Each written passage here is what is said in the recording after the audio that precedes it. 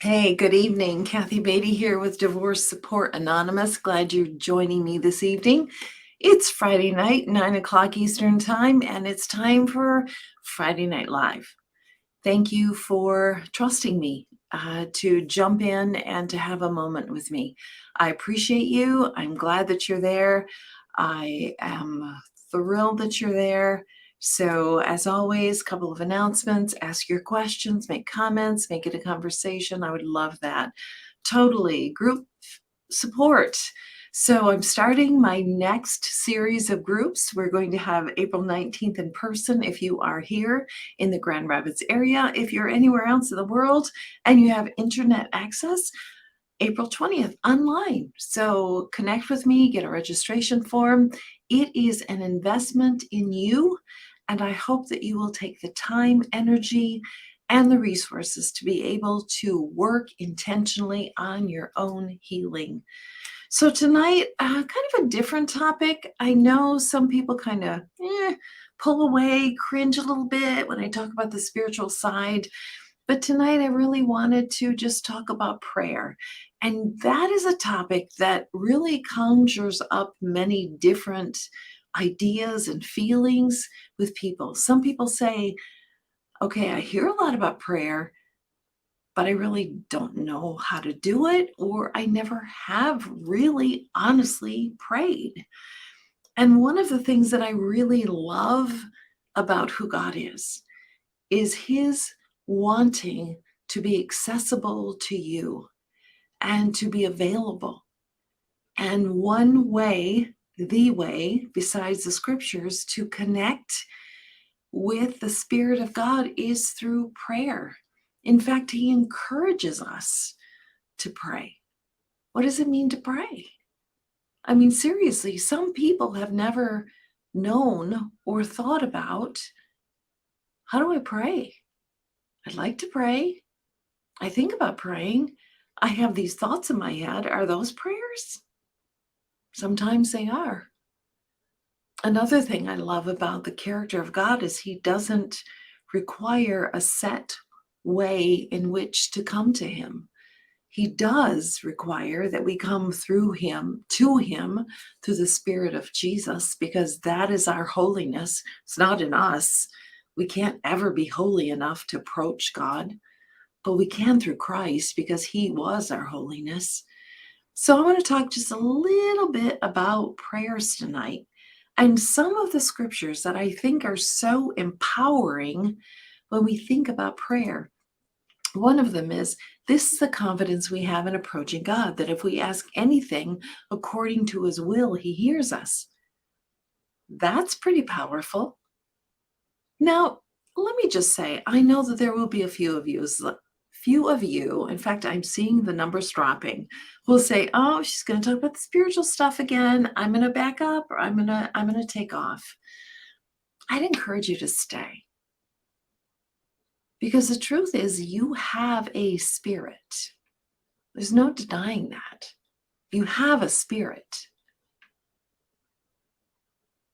The question is, what do you do with that spirit? And it's okay if you don't know. In fact, I love the fact that you would even be interested and thinking about it when you don't know. And that's why we go to the scriptures, which are powerful, and say, this is the confidence we have in approaching God. That if we ask anything according to his will, he hears us. Well, what does that mean? What is God's will? God's will is for your good. God's will is for your future. I know the plans I have for you, he says, to give you a future and a hope. So when we think about prayer, and the tagline here was assertive prayer, is that a contradiction?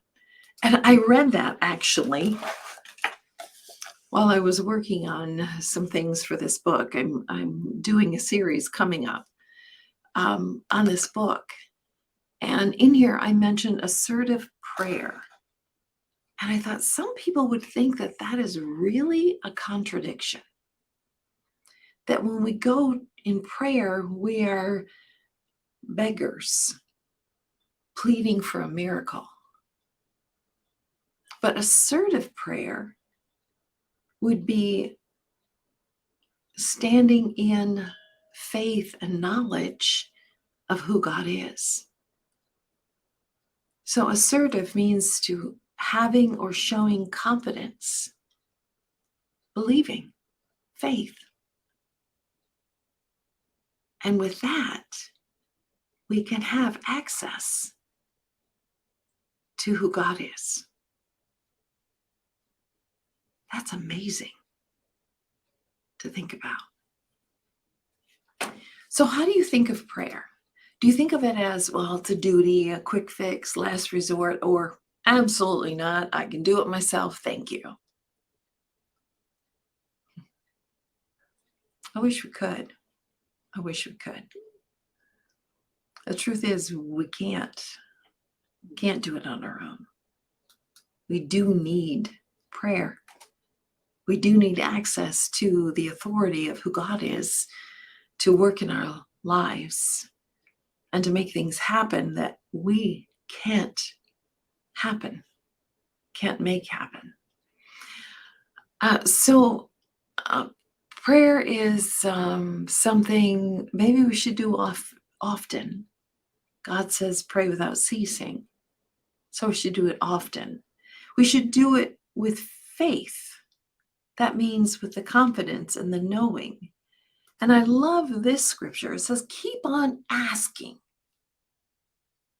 Keep on asking, and you'll receive what you ask for. Keep on seeking, and you will find. Keep on knocking. The door will be open to you. For whoever asks receives. Whoever will seek finds. And to everyone who knocks, the door will be opened. This kind of reminds me of a man named Stan who was in my group. Of course, that's not his real name. But he was saying, Kathy, I'm praying, and nothing seems to be happening. I need help here. I need support here. And I'm praying, and nothing seems to be happening. And I looked around the room of about 10 other individuals in the room. And I knew the story of Stan, and it was a very sad story. But I also knew that these people in the group, these 9 other individuals, supported him, cared for him, affirmed him, encouraged him, acknowledged him. And I said to Stan, do you think it's possible that God is answering your prayer right here within this group? With the people here who are supporting you and loving you, encouraging you, affirming you? And he just sat there for a moment. And I think it came to the realization that what he had asked for, he was really getting. It didn't come in the way in which he thought it would come. He thought it would come in his wife waking up and coming back to him. He thought it would come in legal ways or other ways. But God's not a puppet, and he's not going to do what you tell him to do. He's going to work within his own will, according to his will, which is always good and always better than we could ever imagine or know how to ask for.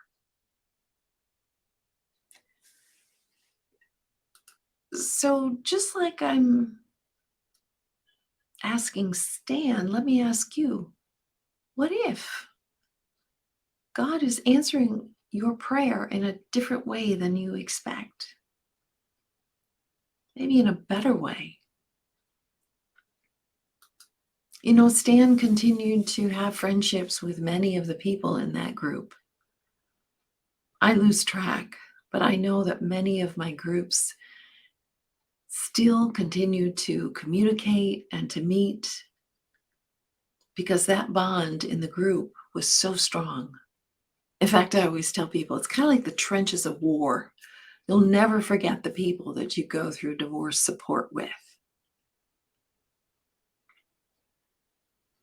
So just watch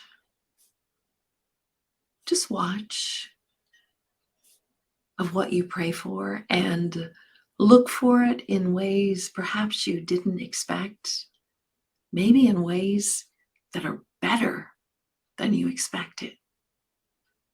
So the scriptures tell us to pray often. They tell us to pray in faith. Excuse me. They tell us to approach God as a father, which can be an interesting term for some people. If you had a horrible father or an absent father, and yet God the Father is a true father. He's a provider, a protector. He tells us who we are. He gives us love, attention, and purpose.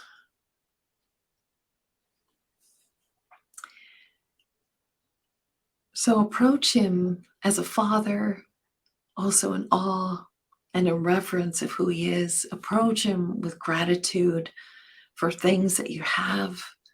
Approach him asking for what his will is with your life. I promise you, it's better than what yours is. Trust and have confidence and be assertive in his authority to control, to have authority over your life and the world, even in the chaos that we currently see.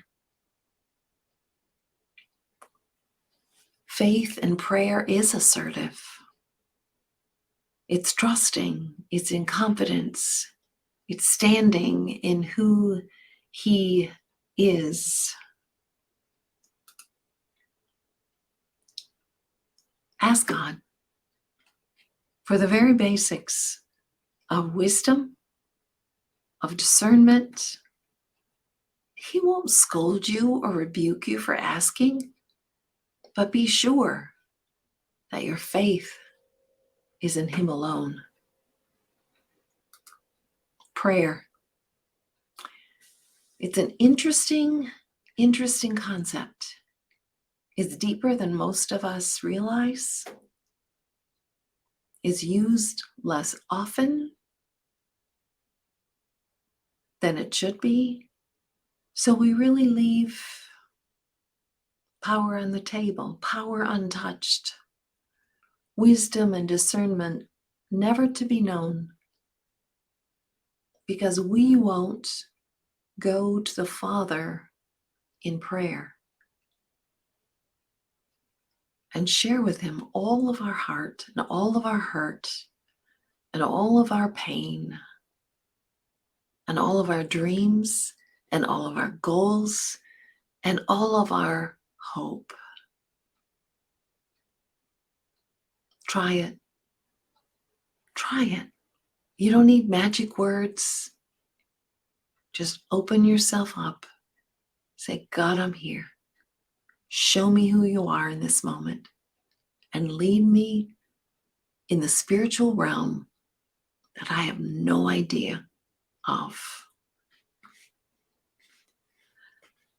I appreciate all of you here. Hi, Michael. God does indeed answer those prayers put before him in ways we would never foresee, we would never expect, perhaps. But he does indeed answer our prayers. The prayers of the righteous avail much. That means there's more power than we realize in our prayers. My prayers for you this evening and to find that connection and that hope that God so longs to give you in relationship with Him through Jesus. This is Kathy Beatty, Divorce Support Anonymous, Friday Night Live, and I'm here to walk with you every step of the way through the trauma of divorce. Good evening.